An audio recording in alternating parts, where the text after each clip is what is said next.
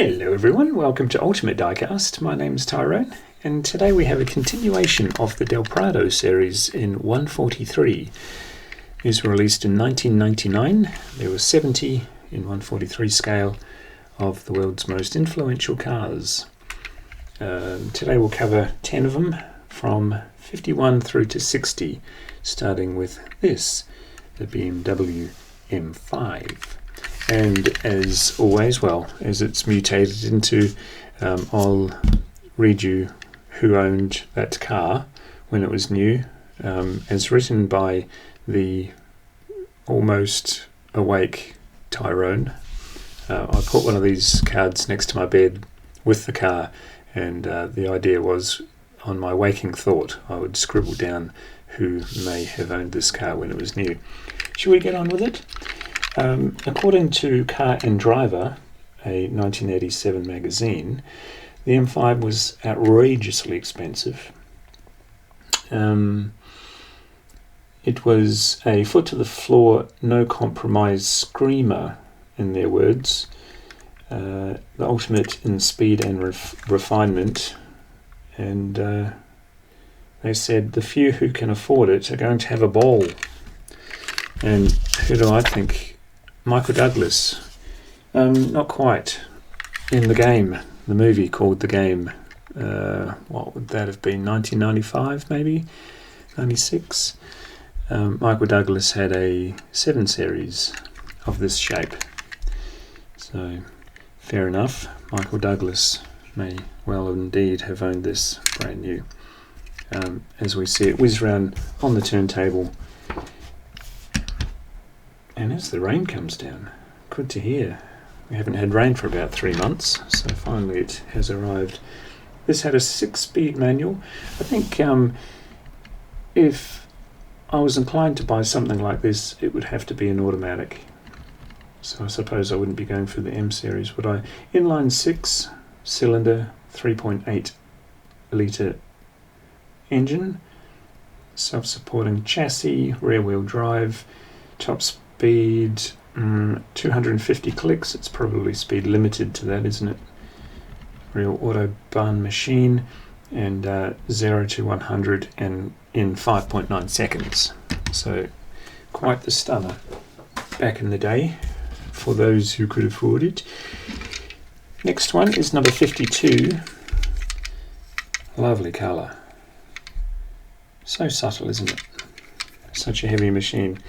52 is the Chevy Bel Air. I think it's just a two-door version of the 57 Chev, isn't it? Am I wrong? I don't think so. Maybe it's a trim level as well. I know these came in station wagons because I read on the back 500 and something thousand were made, including the station wagon of the Bel Air. So, what do we know about it? 1.6 tonne live axle coil springs, rear suspension, and independent coil springs on the front. Rear wheel drive, 3-speed manual or 2-speed automatic. I guess they knew what they were doing. Who owned this car?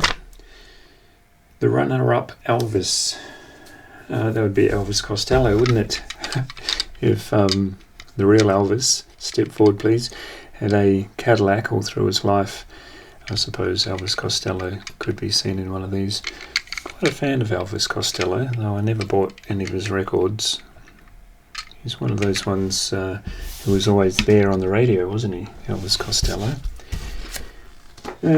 What else do we know about it? Top speed 165 kilometres per hour. Wouldn't be miles, would it? No. Number 53. The Lincoln Continental. Well, can't even remember who I said who owned this car, so we'll get to that right now. Rock Hudson. Maybe.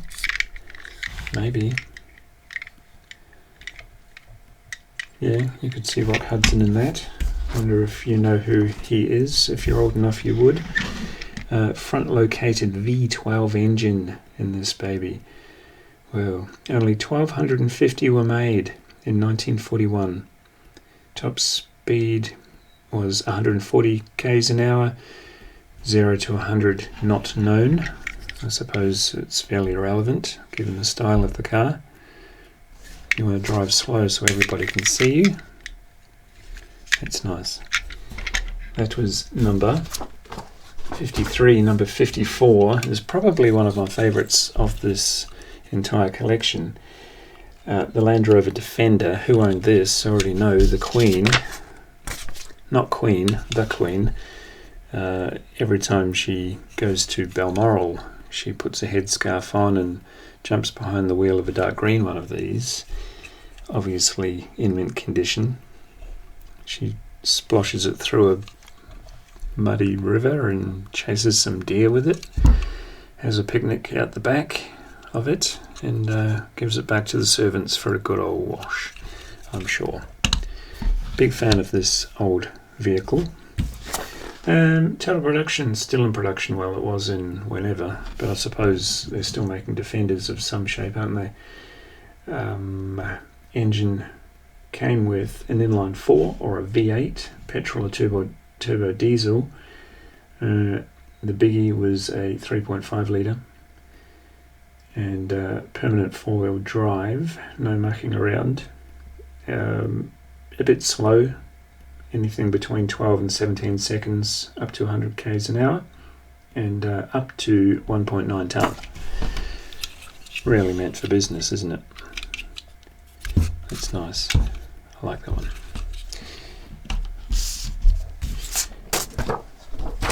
Shuffle through some paperwork, and we've got completely the other end of the scale.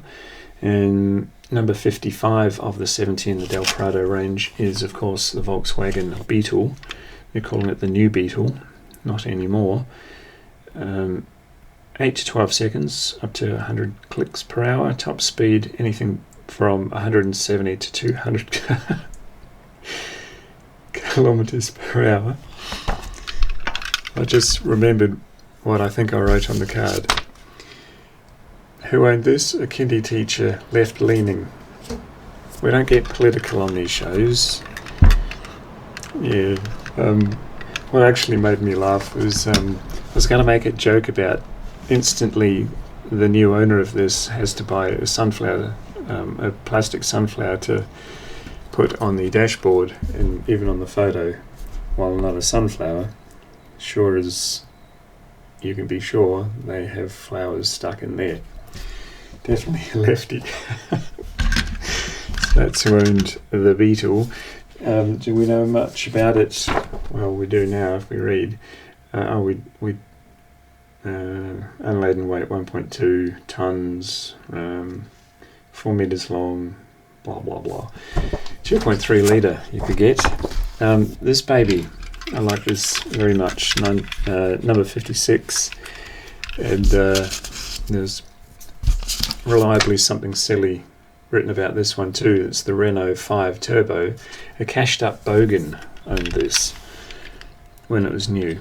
A bogan, if you don't know, is an Australian slang term for basically a working class person who what's the nicest way to say it? I've been accused of being a bogan when I was younger. Doesn't dress well, but likes to go to nice places when the budget allows. And yeah, that's about the most polite way. But a cashed up bogan is someone who scores a good job and can buy toys like the Renault 5 Turbo. So that's who would own this one. Gee, I danced around that one, didn't I? 6.9 seconds to 100 clicks, 200 k's an hour, you betcha. It's wide, 1.75 meters wide, and length 3.6 meters. Engine 1.5, so it must be light. Yeah, 970 kilos. That's why everyone loved it. Lots of power, wide as you like for those very tight corners. And plenty of torque too, I'm sure. Number 57, step forward, it's the Celica. That's the one with the shark front on it. but all sorts of shapes of the Celica through the years. In the late 90s it was still in production. Do they still make a Celica all these years later? I don't think they do they? The Celica name's been defunct for a while. 8.1 seconds to 100 clicks, 225 k's an hour, and 1.255 tons. Engine 170 brake horsepower at 7,000 revs.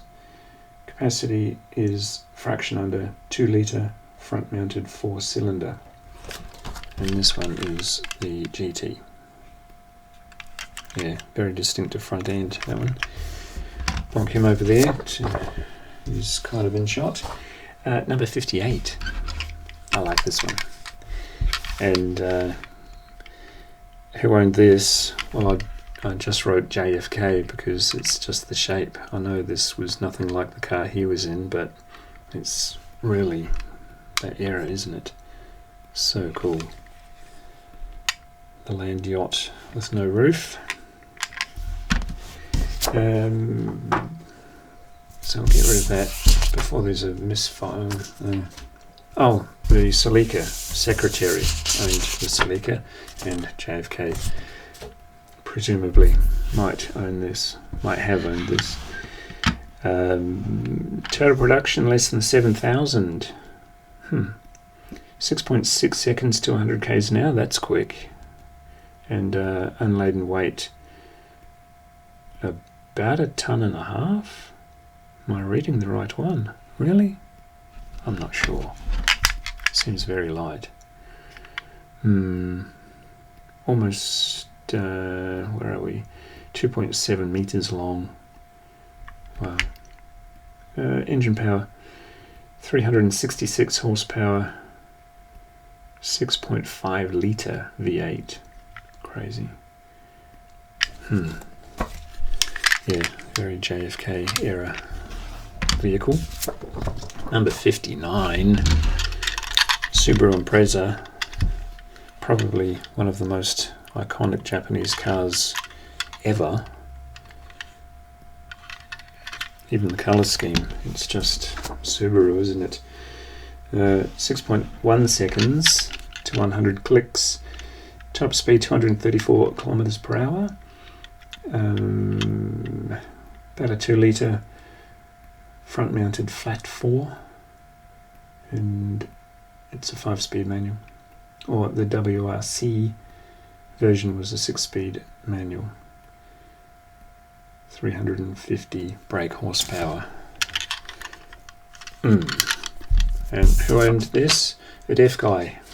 Yeah, well, if he wasn't deaf before he bought it, he'd be deaf afterwards. These things are loud whether you're behind it or in it. No rest from that exhaust. Number 60, the last one for today, is the Fiat Abarth 131 in a lovely orange.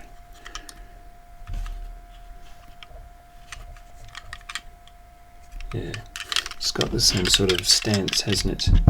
Do they compete together? I'm sure they must have. Really nice. Love the contrast between orange and black. Who owned this? Get us out of our misery. The Simmering Rebel. Yeah, I suppose. Not much different between the Simmering Rebel and the cashed up Bogan. Not known total production, not known to 100 clicks, but top speed 250 k's an hour. It definitely is in the weight class of that. There's 15 kilos difference on top spec when it comes to this one, and a bit lighter if you go for the junk engine, but why would you? 140 horsepower, fraction under 2 litres, so yeah, definitely the competition. Nice. Rear wheel drive, such little cars, perfect little things. So what did you think? That's the penultimate 10 of the 70, 51 through 60. Yeah, what a lineup. Lots of colour today too. Yeah, can't get past this one. I love it. Like, share, subscribe, and I'll see you in the next one. Bye.